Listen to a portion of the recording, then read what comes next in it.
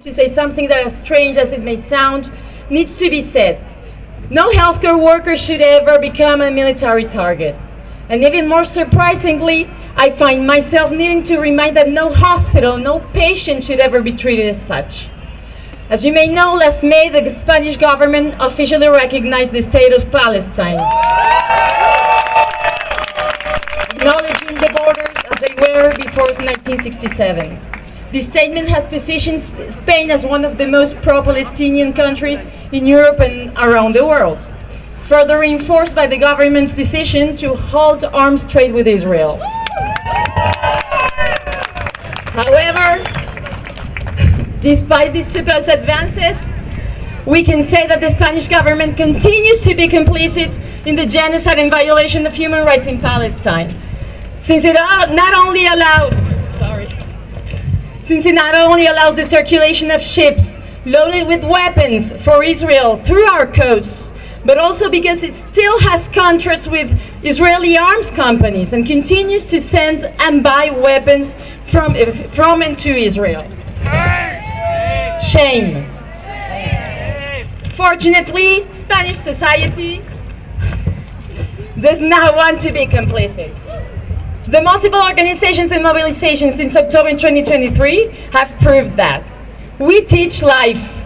We continue to pressure the government to cut all types of cultural, economic, and political ties with the State of Israel, especially in the area of healthcare, where there are still public contracts worth hundreds of thousands of euros with companies such as Teva, which benefits directly from the apartheid system and whose profits inflate the coffers of the Israeli government.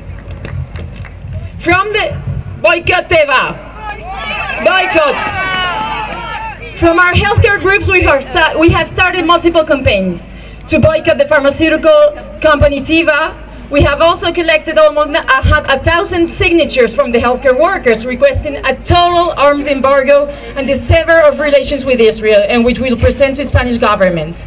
Last week, we presented an initiative to the Spanish Congress requesting the respect of international agreements and legislation, the release of the detained Palestinian health workers and civilians, and to increase the arrival of Palestinian refugees and patients to our country, among other measures. I am here in Geneva as a doctor who has left our consultation to say, we teach life. We are healthcare workers. We promote life. As a doctor, I ask myself, what is the purpose of our profession when there is a genocide going on? When there are tens of thousands of children being killed by human-made bombs? When there is an apartheid state that violates all human rights?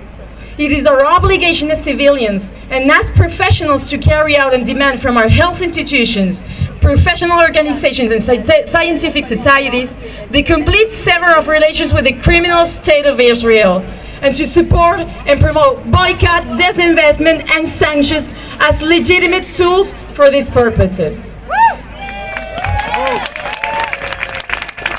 If only my words could stop this genocide, this massacre, this pain. But I am standing my ground, because as a doctor, I know that in addition to children, teachers, pencils, and books, a health worker can also change the world. Thank you.